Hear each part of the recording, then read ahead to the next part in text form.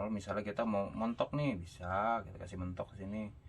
Jadi biar sama. Jadi semakin dekat dengan, kalau dia semakin ke depan ya, ini yang ke bawah ya, kalau di kamera itu ke bawah, ini dia semakin dekat dengan knob.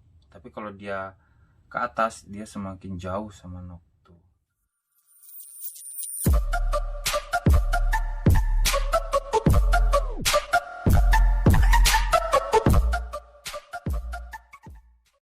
Oke, teman-teman, ini kita mencoba untuk men-setting dari blade-nya untuk digunakan di recurve atau di compound. Nah, ini sendiri row. Kita lihat sendiri ya. Di sini ada garis ya, teman-teman ya. Di sini ada garis. Di sini ada garis di putaran sininya nih. Nah, ini ada garis. Di sini ada garis. Nah, ini untuk mengetahui tingkat kelurusannya ya. Kelurusan ini dari pemutarnya dengan fletchingnya di sini dengan yang di ujung sini. Jadi ini nanti rownya lurus. Nah, ini kita bisa lihat nih. Nah, kalau kita lihat ini, kalau dari blade-nya sendiri, kalau kita luruskan seperti ini digunakan untuk row compound ya. Jadi ini untuk row compound just sejajar. Tapi kalau untuk row recurve atau standar, dia 90 derajat dari garis ini. Jadi ini tinggal dikendorin saja yang di sisi belakangnya sini. Sorry, kendorin. Udah, kita setting. Misal kita mau buat ini recurve, kita tinggal lurusin saja. Kita lurusin. Ini kita kira-kira aja ya. Nanti kalau teman-teman mau pastinya ya baiknya sih memang pakai siku. Nah, itu sehingga betul-betul sesuai ya. Nah, ini kurang lebihnya begini ya. Ini saya centeringnya pakai feeling aja nih ya. Insya Allah sih ya agak baik lah. Ini udah seperti ini. Nah, ini lihat teman-teman nih, sudah posisinya seperti ini. Ini untuk row recurve ya. Recurve dia 90 derajat dari garis tengah tadi. Nah, ini kita selanjutnya, ini ada row ya. Ini rownya yang saya pakai Carbon Express Predator. Ini 400 pinnya nih. Ini jadi kita pasang seperti ini. Oke, nah nih ya, teman-teman bisa lihat ya nih posisinya. Nah, setelah ini udah lurus, ini udah center nih ya. Ini udah center. Kalau teman-teman mau lihat nih, ini udah center nih ya. Center nih dari garis ini ke sini lurus, center dah, bener-bener center. Jadi ini mempengaruhi akurasi anak panah. Jadi kalau anak panah ini ketergantungan terhadap kelurusan Venus ini sangat penting ya. Karena kalau enggak, nanti takutnya anak panahnya nggak tahu nih larinya kemana gitu. Larinya nggak sesuai yang kita harapin, takutnya melayang atau seperti apa. Nah, ini ya teman-teman. Nah, nanti ini setelah ini kita bisa lihat, kita selanjutnya kita tinggal masang untuk penjepitnya, penjepit Venus. Nah, ini dia teman-teman. Nah, ini kalau seperti ini kan tidak center nih teman-teman ya.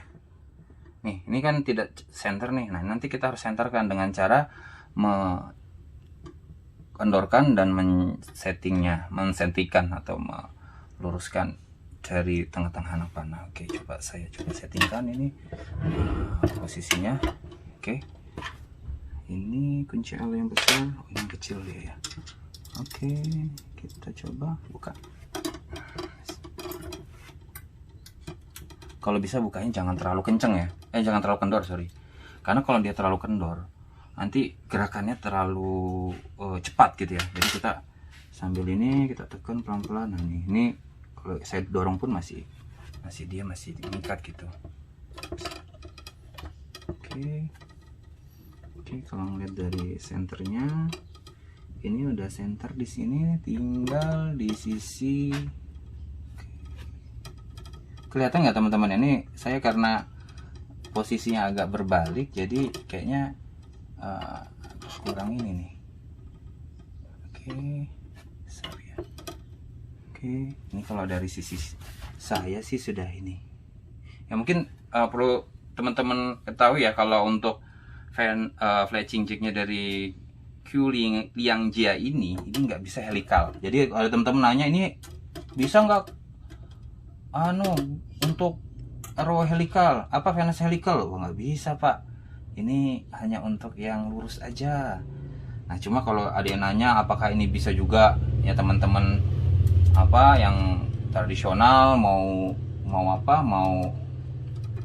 gunain ini, bisa, tenang aja nih, bisa digunain untuk yang tradisional juga untuk arrow bulu. Apakah ini bisa berapa in, ini bisa 5 in nggak? Wah ini bisa banget nih. Kalau ngelihat dari jepitannya ini wah sangat panjang ya. Kalau saya rasa ini sangat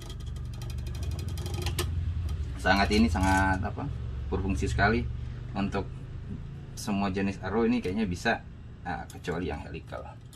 Kini saya coba, ini kalau dari penglihatan saya nih ya, atau settingan saya ini sudah cukup untuk di tengah-tengahnya.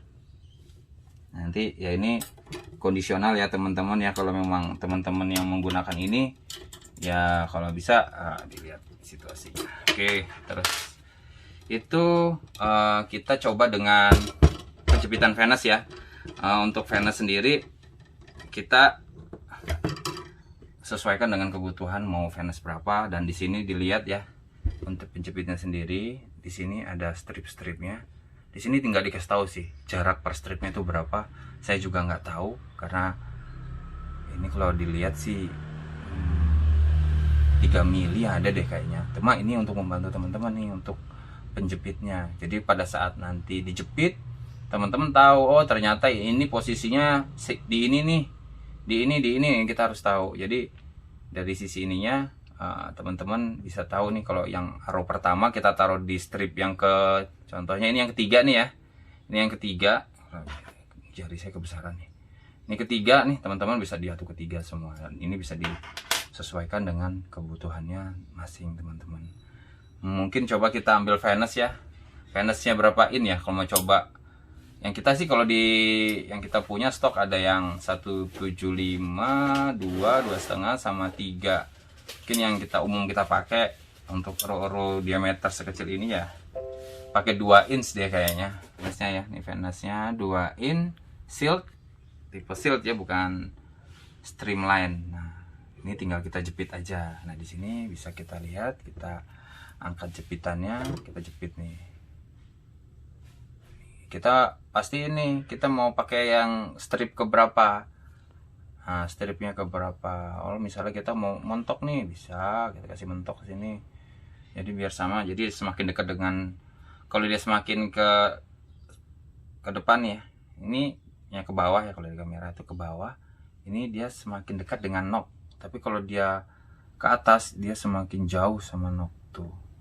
Jadi ini kalau ngelihatnya sih, kalau ini 2 in ya, ini bisa tuh 2, oh bisa 6 in nih.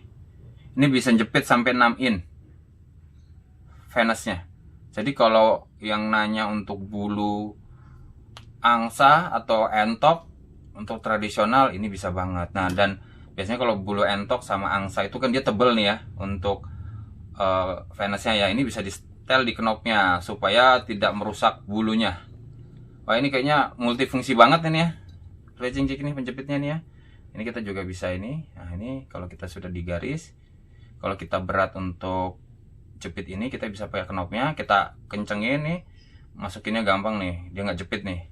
Terus kita posisikan di yang mana yang kita garis yang kita inginkan. Contohnya ini saya ngambil garis yang pertama ya, kurang lebih di pertama ini ya garisnya ya.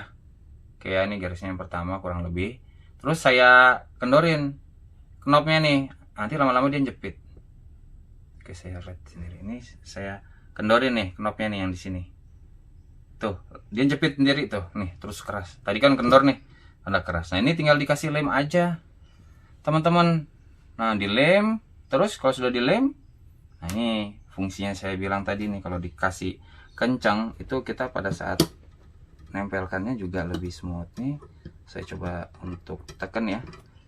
Nah ini supaya dia ini tuh pelan-pelan tekan. Oke sampai dia rapat ya. Oh sorry ini nyangkut nih. Nah ini kita tekan pelan-pelan kalau misalnya ini. Nah oke Oke, ini rapat dah. Kalau sudah dikasih lem tinggal rapat. Gitu teman-teman. Jadi kasih lem, udah tinggal ditunggu beberapa menit. Biasanya sih ya 30 sampai 60 detik. Itu cukup lah untuk lem itu kering, baru kita bisa putar lagi. Itu teman-teman. Jadi secara fungsionalnya nih, fletching jig ini untuk dengan harga 300 sampai 350 ribu ini cukup worth it ya teman-teman. Ini bisa berguna untuk teman-teman pada saat perawatan anak panah, yang ini bisa dimanfaatkan dengan baik. Nah juga nih kalau mau teman-teman pada saat pertandingan dibawa, ini juga cukup baik ini, karena biasanya kalau pertandingan itu teman-teman pada saat nembak Venus bisa lepas. Nah ini bingung nih teman-teman nih. Nah ini salah satu produk yang bisa dibawa untuk di turnamen juga, ataupun mau dibuat produksi Venus yang di rumah, ataupun mau dibuat usaha. Mungkin sekilas dari kami terkait dengan produk fletching jig dari Qiuliangjia. Ini namanya nih saya agak susah nih ngejanya. Oke teman-teman, terima kasih atas perhatiannya.